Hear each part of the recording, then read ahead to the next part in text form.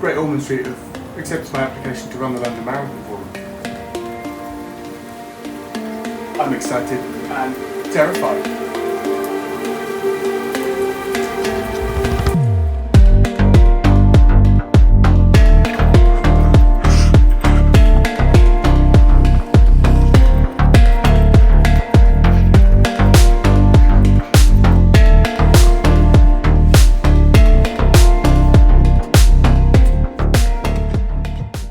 I thought it'd be interesting to cover why run a marathon.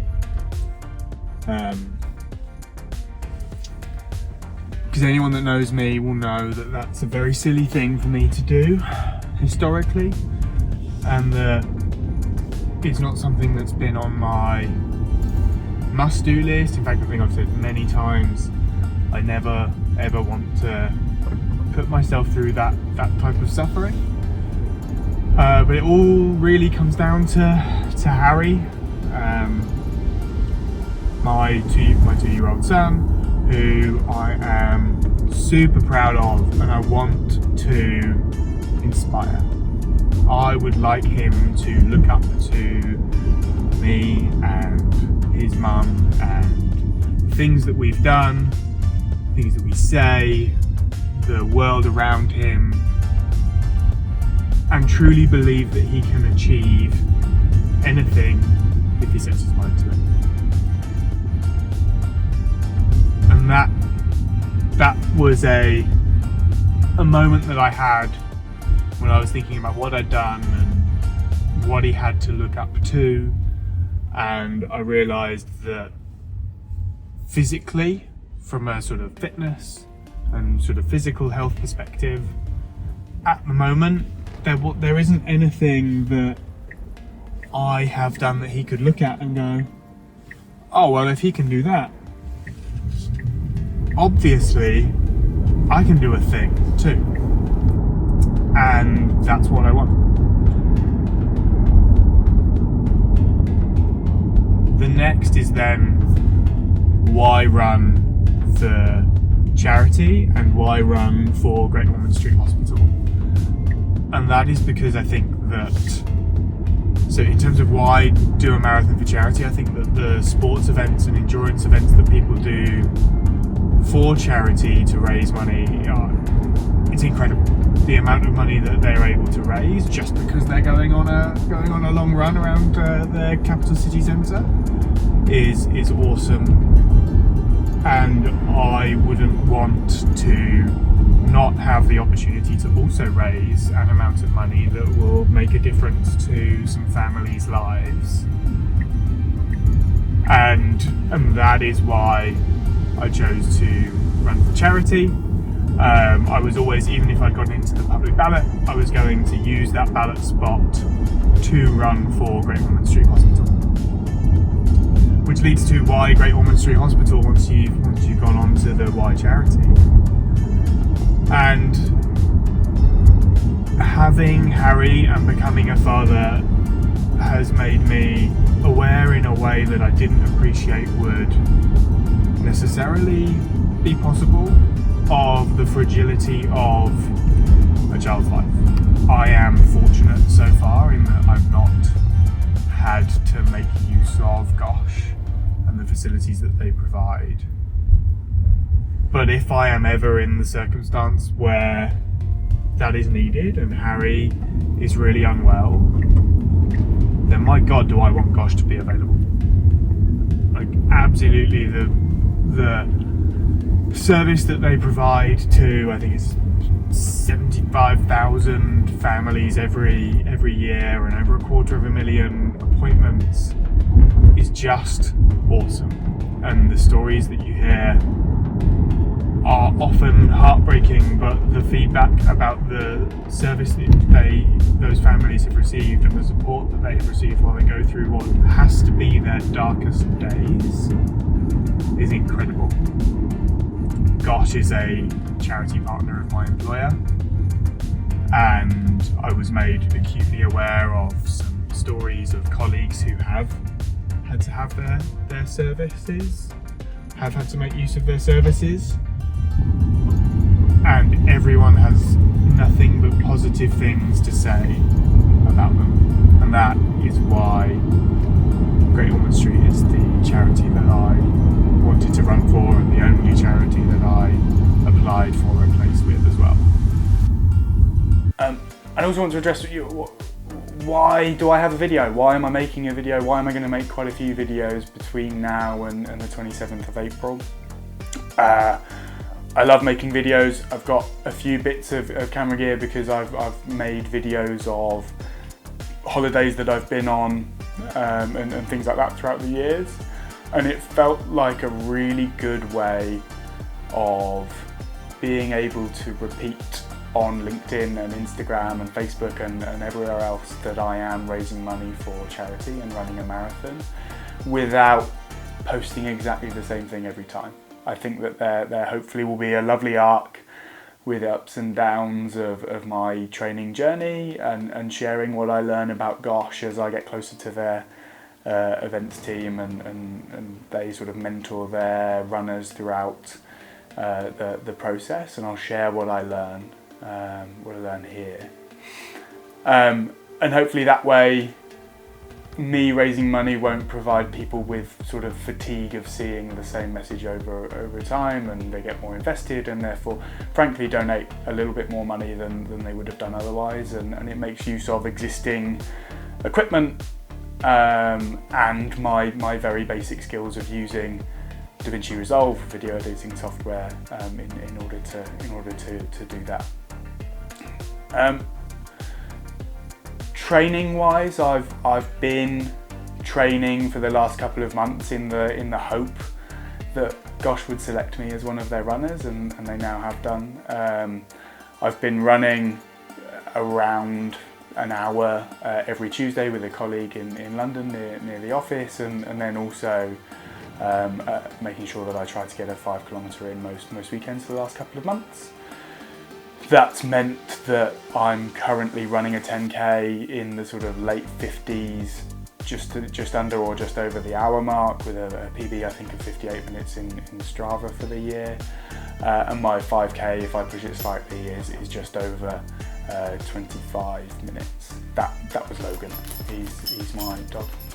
And what I'd love to do is get those times much closer to sort of 50 minutes for 10k and closer to the low 20s for a 5k, because that would put me in good stead to potentially try and drive a sub 4-hour marathon.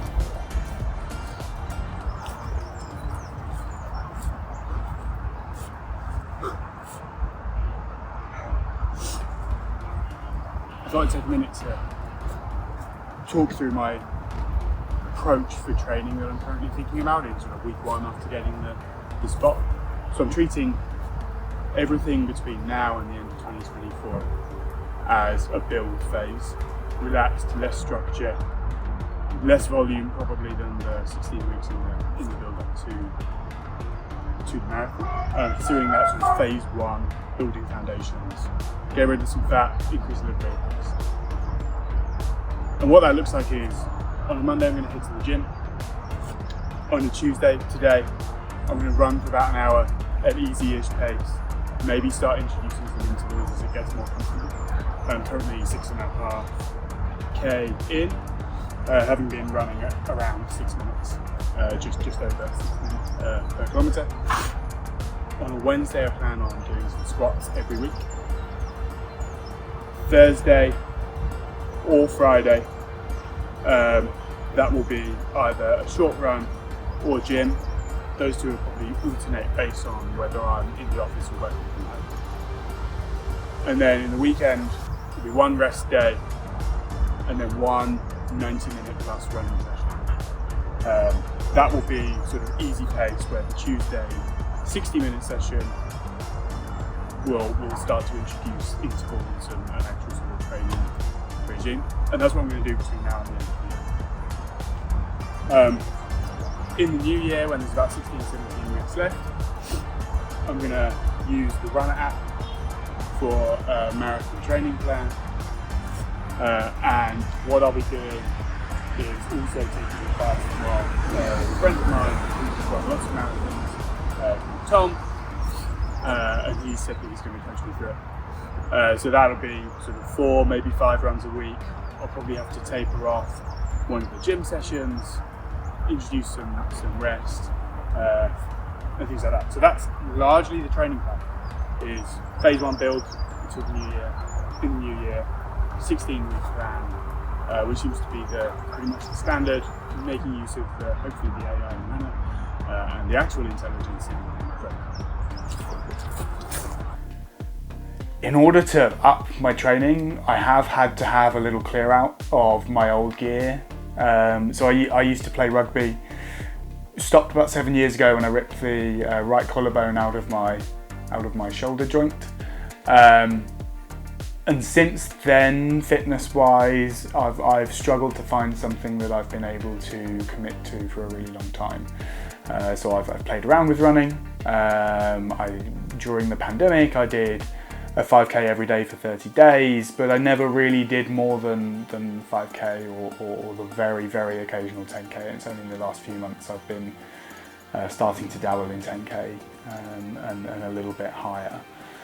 And as a result, I don't have much running gear, and most of the gear that I've got is sort of heavy cotton t-shirts that I bought when I've gone to gigs, so like Foo Fighters or Slash or Blink-182 or whoever. So I've had to have a little bit of a clear out to do that. I've also messed around with CrossFit a few times over the last few years, which is lovely but not very good for long-winded cardio. They seem to be allergic to anything above a 1 kilometre run. I think is why things like High Rocks have come in. So I've had a little clear out, got rid of a whole load of stuff. I had some leggings from when I played rugby at university. Those leggings were nearly 15 years old. The grey pair, if I try and wear them now, they end up sort of below the bum when I'm running along. So I've cleared those out, and I've had a little bit of a restock, a very uncreative restock where I've just bought 3 sets of base layer and shorts in black from Gymshark. Thankfully I do have enough t-shirts that I didn't also need to replace those, and those are coloured, so I should remain visible when I inevitably end up running in the dark in December, and that'll be good to break those in. The first run, they arrived this morning. First run I'll be doing in those will be tomorrow afternoon, where my employer has a monthly run club after work on a Thursday, and I'll be doing that. So as I've said I think a couple of times, the main goal of these videos is fundraising, increasing the amount of funds that I raise for Gosh in the build up for doing that. So far I've posted on LinkedIn once, I've posted on my Instagram story, and I've shared the link with a couple of family members, and I've raised £395, which is lovely for very little sort of effort so far. That puts me at 26% of my funding goal. So my funding goal is £3,000. My employer will match every pound that I raise, so my fundraising, my Just Giving page has a £1,500 goal set to it that I'm at 26% of. The link for that will be in the description of this video and every other video that I post to do with this. And if you have a penny, a pound, £100, whatever it may be, everything will be doubled and go to such a wonderful cause as Gosh. So I really look forward to hopefully seeing the impact that doing this run and doing these videos and fundraising in general can have, and keeping track of that. And in every sort of long form video that I produce for this, I'll provide an update for these. My intention is to produce a longer form video once a month to provide an update on training and things that I'm learning, tips that I'm picking up, things that I've started to get really interested in the last 48 hours since I got the slot were sort of nutrition. I'm used to the world of I'm used to overeating, but B, I'm used to the world of whey protein, creatine, BCAAs, whatever it might be in the sort of gym type world, and some people taking pre-workouts. And I think there's an entirely different set of focus and priorities in running. I've seen some bits about carb loading, so I want to learn about that and get some advice on it, and sort of what carbs when. Should I be doing that during training or just for the race day? Things like gels and nutrition during the run. I've got no idea what and when and how many to take during the run. So I'll start sort of learning about that, playing with it. And if anyone has any advice or any experience, I'd love to hear that. I'd love to talk to as many people as possible while going on this journey and learning. And I'll also share what I learn about Gosh as I learn more. And I've said that already. So yeah, I look forward to sharing as much of my journey as possible and as much about Gosh as possible, and raising as much money as possible for Gosh as we go through. Looking forward to the next one and the next run. Cheers.